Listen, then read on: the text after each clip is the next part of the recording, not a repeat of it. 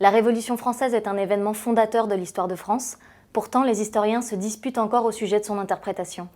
En effet, en à peine 15 ans, de 1789 à 1804, les changements politiques et sociaux furent tellement nombreux et tellement brutaux qu'il est parfois difficile de distinguer les événements les plus importants.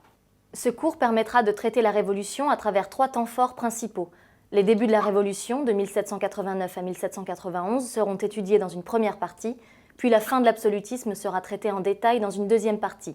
Enfin, une troisième partie permettra de présenter la période de la Terreur qui marque un tournant dans l'histoire de la Révolution. À la fin des années 1780, le Royaume de France traverse une crise profonde qui s'exprime à tous les niveaux. C'est d'abord une crise économique et financière car les caisses de l'État sont vides. Mais cette crise prend aussi une dimension sociale avec les revendications de la bourgeoisie qui réclame une reconnaissance plus forte. C'est enfin et bien sûr une crise politique, puisque malgré ses nombreuses tentatives, le roi se montre incapable de réformer. Pour rappel, le roi Louis XVI est à la tête de la France depuis 1774 et la dirige à travers une monarchie absolue de droit divin. C'est dans ce contexte de crise que les États généraux s'ouvrent le 5 mai 1789 à Versailles. Les États généraux sont des assemblées qui réunissent des délégués en provenance de tout le royaume. Ces derniers se divisent en 3 groupes, la noblesse, le clergé et le tiers-état, représentés principalement par la bourgeoisie. Les États généraux n'avaient pas été convoqués depuis 1614, soit plus de 170 ans en arrière. On l'aura compris, il s'agit là d'un événement exceptionnel qui en dit long sur la crise que traverse alors la France. Pour préparer ce rassemblement, des cahiers de doléances avaient circulé de part et d'autre du territoire. Ces cahiers de doléances ont été remplis de plaintes et des souhaits de chaque ordre avant d'être remis aux représentants siégeant aux États généraux. Ils révèlent les problèmes auxquels l'Assemblée doit répondre. Mais dès l'ouverture des débats, la discorde éclate. Elle concerne la manière de voter. Les députés du tiers-état souhaitent un vote par tête et non pas un vote par ordre. La noblesse et le clergé s'opposent à cette mesure qui favoriserait le nombre et donc le tiers-état. Face à ce blocage, les élus du tiers-état, rejoints par quelques députés de la noblesse et du clergé, se déclarent assemblée constituante. Ils se réunissent dans la salle du Jeu de Paume où, le 20 juin, ils jurent de ne se séparer que lorsqu'ils auront donné au pays une nouvelle constitution. C'est le serment du Jeu de Paume. Dans les rues de Paris, l'agitation est à son comble. Le peuple de Paris souhaite devenir un acteur concret des évolutions politiques et sociales. Le 14 juillet 1789, il s'empare de la Bastille dans le but de s'armer. Face à la pression des Parisiens, le roi est obligé de céder. Il reconnaît l'Assemblée constituante, la monarchie absolue disparaît. Mais alors que les Parisiens célèbrent leur victoire, il court dans les campagnes françaises les rumeurs les plus folles. On raconte en effet que les aristocrates ont engagé des bandes armées pour massacrer ceux qui étaient favorables aux idées révolutionnaires. C'est la grande peur. Mais l'Assemblée constituante, elle, ne cède pas à la peur et continue son travail.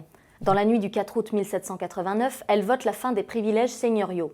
Ce vote représente un point de rupture sans précédent puisqu'il met fin au système féodal hérité du Moyen-Âge. 3 semaines plus tard, le 26 août 1789, les députés votent la première déclaration des droits de l'homme et du citoyen. Véritable révolution, elle affirme l'idée de souveraineté nationale, autrement dit l'idée que le peuple est libre de choisir le régime qu'il souhaite. La déclaration proclame officiellement l'égalité au niveau juridique des citoyens, en excluant tout de même les femmes, les pauvres et les étrangers. La liberté d'expression, la liberté religieuse ou encore la liberté de la presse sont également proclamées. Le roi s'oppose largement à l'établissement d'une monarchie constitutionnelle.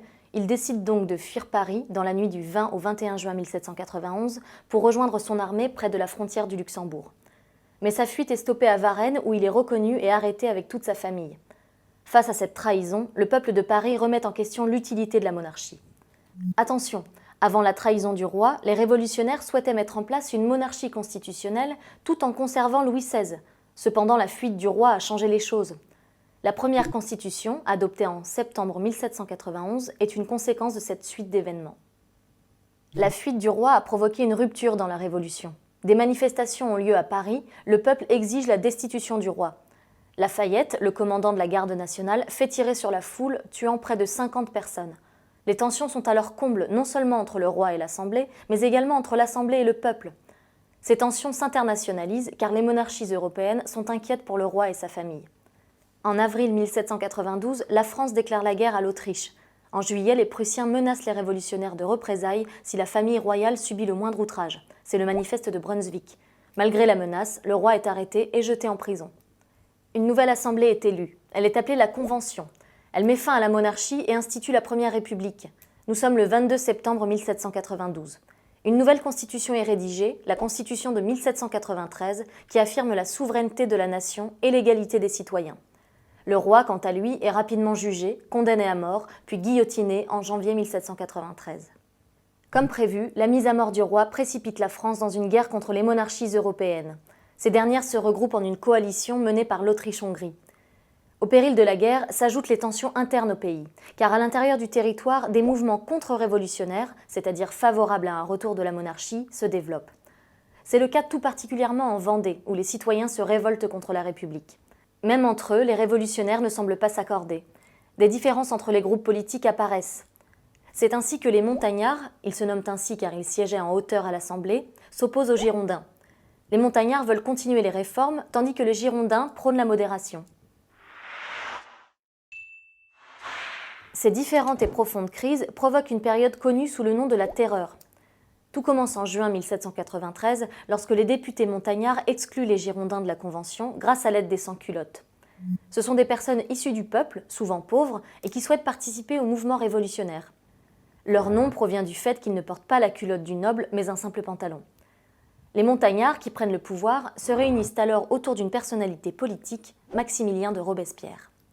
Afin de lutter contre les menaces internes et externes, Robespierre et les montagnards vont mettre en place des mesures exceptionnelles à la charge d'un organe de défense révolutionnaire, le Comité de salut public. C'est le début de la période appelée la Terreur. Cette période est appelée ainsi car toute opposition aux réformes des montagnards était violemment punie. Au niveau judiciaire, des tribunaux révolutionnaires sont créés pour juger les ennemis de la République. On vote également la mise en place d'une loi des suspects. N'importe qui peut être arrêté sur simple dénonciation. Malgré une politique sociale et économique en faveur des citoyens les plus pauvres, la Terreur se distingue par une politique autoritaire qui suspend les libertés constitutionnelles. Après avoir mené les armées françaises à la victoire face à la coalition et après avoir sauvé la République dans les régions anti-révolutionnaires, certains montagnards, à l'instar de Danton, appellent à la fin de la Terreur. Ces derniers sont pourchassés et guillotinés. La Terreur ne prendra fin que lorsque Robespierre, de plus en plus impopulaire, sera à son tour guillotiné le 28 juillet 1794. Un nouveau régime se met alors en place en 1795, il s'appelle le Directoire. En à peine quelques années, la France a complètement changé de visage. Ce cours a permis de détailler 3 temps forts de la Révolution. Sa mise en place, la fuite du roi et ses conséquences, puis la période de la Terreur. Durant les débuts de la Révolution, le roi est un personnage central et il n'est pas envisageable de le guillotiner. Ce n'est qu'après sa fuite, qui est vécue comme une trahison et la menace d'une guerre contre la Révolution, que le roi est mis à mort. La Révolution amorce alors un tournant. Ce tournant est symbolisé par Robespierre, l'un des chefs de file des montagnards. En prenant le pouvoir, il plonge le pays dans la terreur. La Révolution est sauvée, mais à quel prix? Au lendemain de la Terreur, un nouveau régime est mis en place, le Directoire. Il hérite d'un pays traumatisé par la guerre et les exécutions.